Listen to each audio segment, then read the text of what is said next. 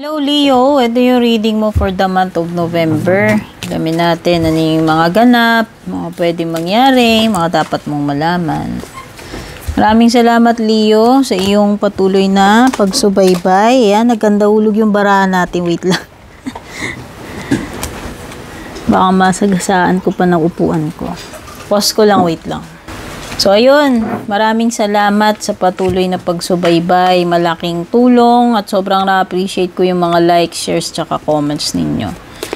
Regarding paid personal reading services, pakipanood na lang hanggang dulo. Nandyan lahat ng detalye or nakasulat sa description.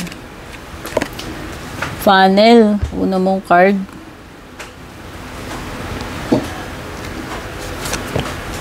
Meron ka ring peacock. Ay, spear. Ano ba yan? Uy. At saka tent. Ilabas muna natin yung ibang cards mo bago natin basahin. Pero for sure, meron ditong disappointment, ha? O pwede ka ma-broken heart. Dito. Pagiging broken heart, di lang naman lagi sa breakup yan. Pero anything lang na pwedeng makapagpasama ng loob mo, makapagpalungkot, makabigbigay sa iyo ng frustration or disappointment. Pero lilipas at lilipas tong mga bagay na to, Leo. Nakikita ko dito, merong temporary situation lang naman yan. Pwedeng dahil ito sa pataasan ng pride. Ayan. May pride kasi dito eh. May taong ma-pride dito. Whether ikaw yan o yung person na nakakadeal mo.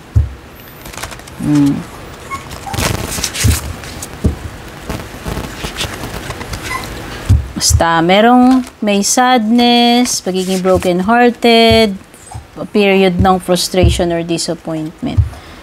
Oh, mukhang matututo ka ng lesson dito sa funnel. Oh. Merong something nakapupulutan mo ng aral dito ngayong November kung ano man yung mangyayari na yan.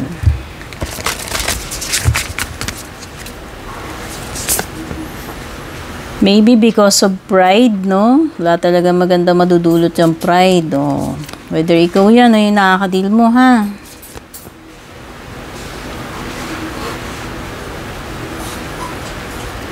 Baka may pagdadaanan ka nga, Leo. Kasi dito, meron ka ring fellow traveler, tapos meron temporary situation dito. May dalawang road. So, tatlo actually. Tatlo itong mga dito eh. Cards na merong mga pagdadaanan na may path dyan. May mga dadaanan ka talaga as in hills or bundok. So, sabihin mo na may mga kakaharapin ka ditong challenges.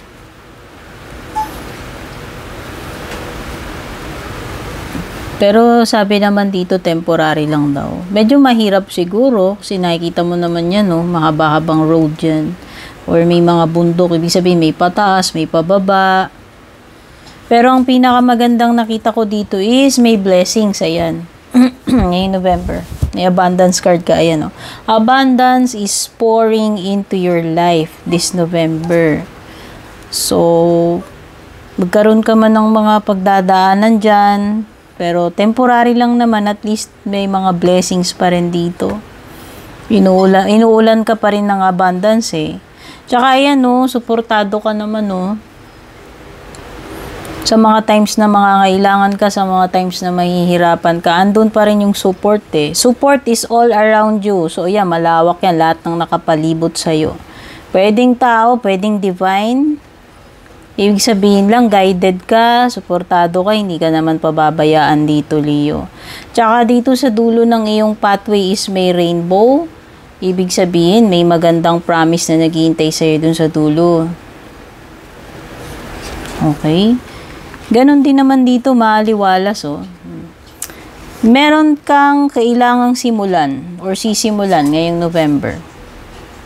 And kung ano man itong bagay na sisimulan mo, susuportahan ka kasi ayan, no, support is all around you. So, it's a pleasant na timing para gawin mo ito. Or hindi mangyayari to hanggat hindi mo sinisimulan. Kasi take your first step. Ibig sabihin, pwedeng Pwedeng ngayon mo pa lang siya gagawin or talagang sisimulan mo pa lang, no?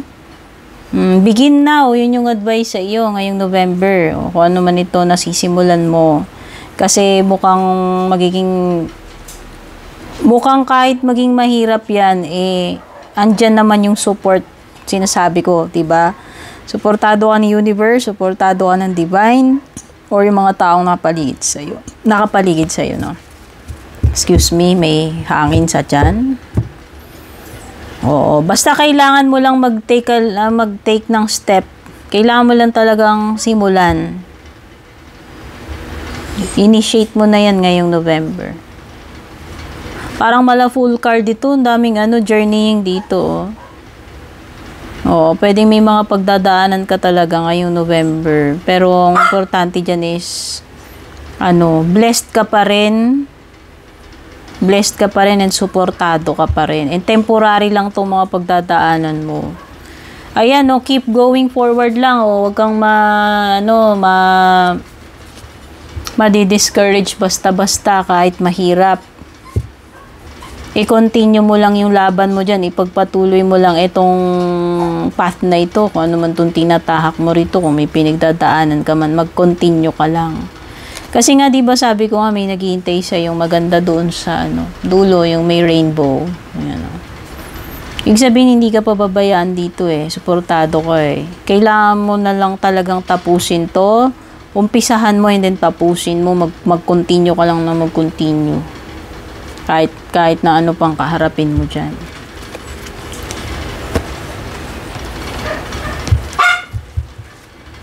Kasi meron kang ascending the mountain Ibig sabihin, mapagtatagumpayan mo to. Parang mala 6 of Wands, magiging victorious ka dito kahit gaano kahirap, no? Tsaka temporary lang yan, kaya mukhang kakayanin mo naman talaga yan. Importante, may mga blessings, may support sa paligid mo. Tsaka buo yung loob mo na umpisahan at tapusin. Yun importante rito Sisimulan mo dapat and then tatapusin mo. Matatapos mo yan, I believe, no? Merong Aries energy dito. Excuse me, kumakatila muna ako. Excuse me. Meron ding Gemini. Meron kang Aquarius energy.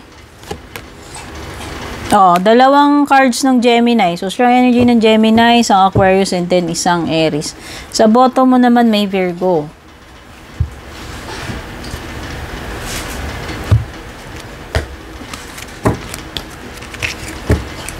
Maging confident ka lang talaga kasi alam mo, nakikita ko dito, kaya mo yan Ayan Kailangan mo is confidence.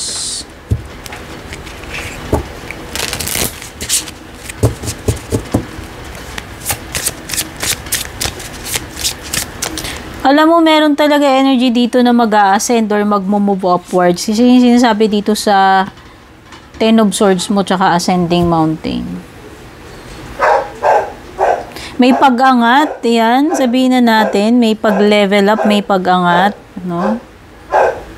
Itong November, kung ano man yan. Mag-a-ascend at mag-a-ascend ka dyan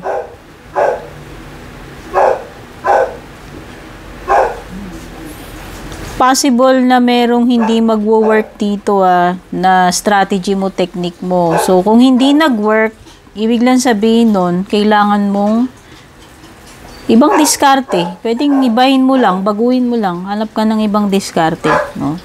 Yun yung sinasabi sa Seven of Swords mo. Possible na hindi mag-work yung mga plans mo, yung strategy mo dyan.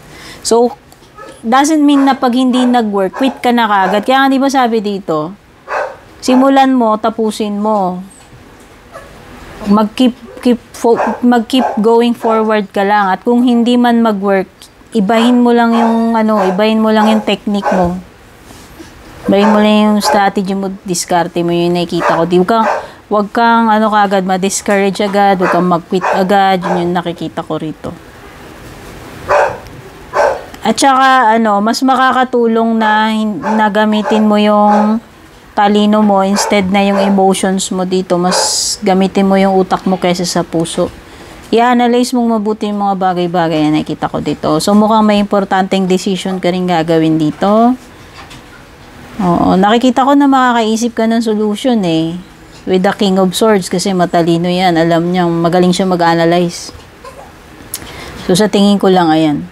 Makakaisip ka ng, ng tactics mo dito. Hindi man mag-work tong isa, no, makakaisip ka pa rin ng solution. Oh, sabi ko nga, ayan, no, huwag ka ma-discourage. Hindi yung sinasabi ni Queen of Wands eh. So, doesn't mean na hindi nag-work yung sa una. Eh, wala na. Try mo lang uli. Bind mo lang, no. Sabi ko nga dito, bind mo yung technique mo. Ayan, no. Kailangan mo dito is confidence, courage, pagiging focused na yan. Kasi nga, kailangan mong tapusin ko ano man itong uumpisahan mo na to eh. Yan yung nakikita ko dyan. And pwede kang mahirapan. Pero ang maganda nga nun, suportado ka eh. Suportado ka ni universe or suportado ka ng mga tao sa paligid mo, yung family mo, mga nagmamahal sa'yo dyan. Kumbaga, hindi ka pababayaan. So, ano man yung kailangan mo dyan. Okay, possible na may ending dito kasi meron kang Ten of Swords. So, okay, kung ano man itong something na mahirap na to, nakikita ko magtatapos talaga siya with the Ten of Swords, no? So, at least, kung ipagpapatuloy mo yan, hindi ka magkikwit, hindi ka madi-discourage, matatapos mo naman yan eh. Yun nga lang, oh. Nahirapan ka pero at least natapos, di ba? Yun yung sinasabi ni Ten of Swords mo. Tignan na natin yung love life.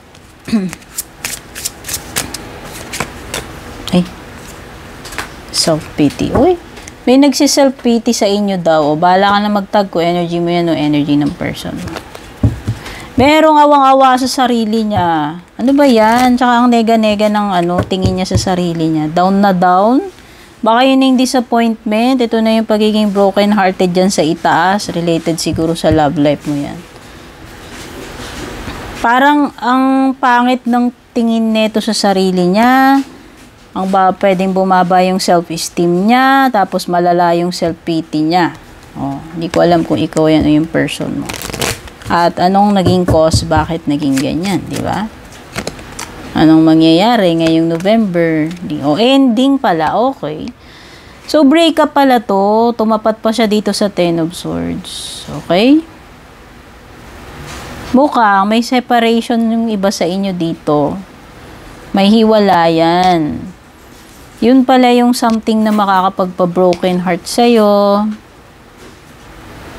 Kaya ka pala may self-pity dito. Nawalan ng low self-esteem. Yan.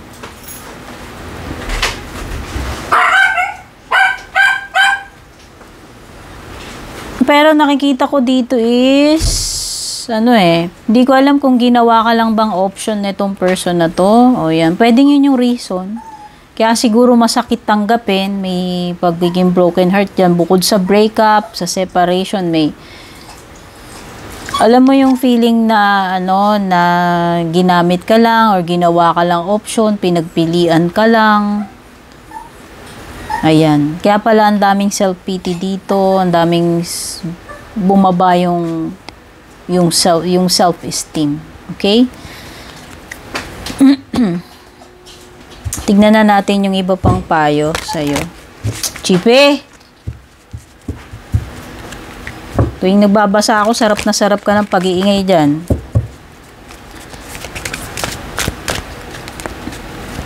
May pali. Ano pa? Situation will improve.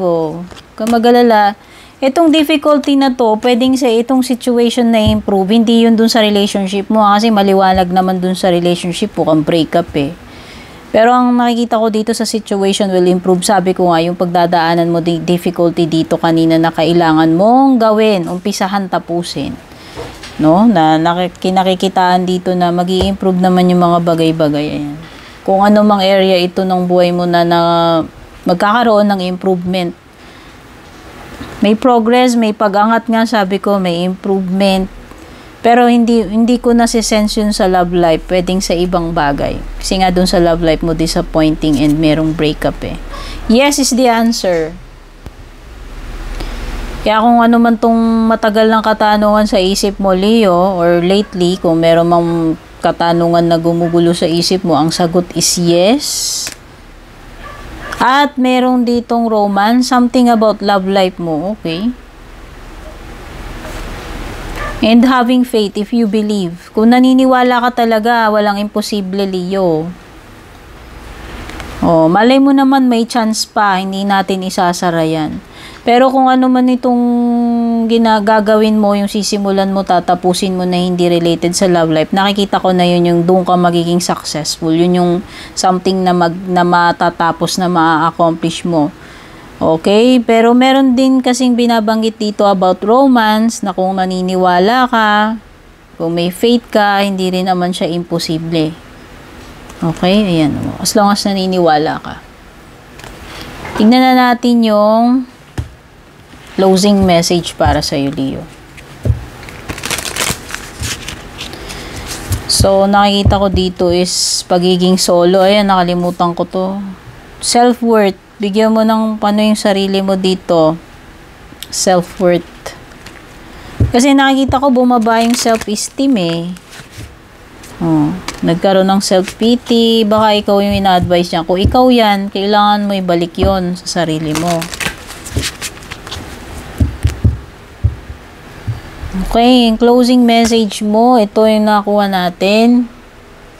At ang pinaka-mensahe, some days, it's more difficult to find something positive. Keep looking, it's there. O, gaano man daw ka-negative yung situation na pinagdadaanan mo, Leo. Oo, aminin natin, minsan mahirap maghanap ng inspirasyon, ng paghuhugutan natin ng lakas, lalo na kung mahirap yung kinakaharap natin.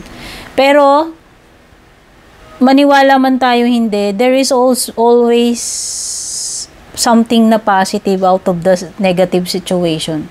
Gaano man ka negative yung sitwasyon mo, meron at meron pa ring positibo dyan. Kailangan mo lang matutunang makita yon. And keep looking kasi nandun yun. Okay, Leo, I love you. Take care. God bless.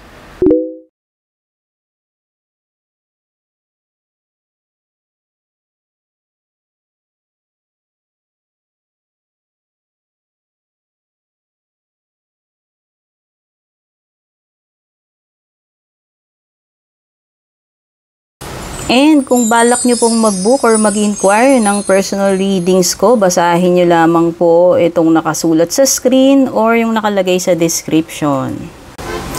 Shoutout at thank you sa ating mga YouTube channel members, Juliet Saito, Vel, Mildred, Julian, Alejandra, Maya 2.6, Michael, Rosel, Belen, Melinda, Jane, Devi, Joy, Gwen, De Luna. Shoutout and thank you rin sa ating mga FB page subscribers, Alicia, Aida, Jovel, May, Ann, Jennifer, Jane, Aida, Aluwap, Emilu, Melinda, Grizel, at ang pinakabago si Shay Santos.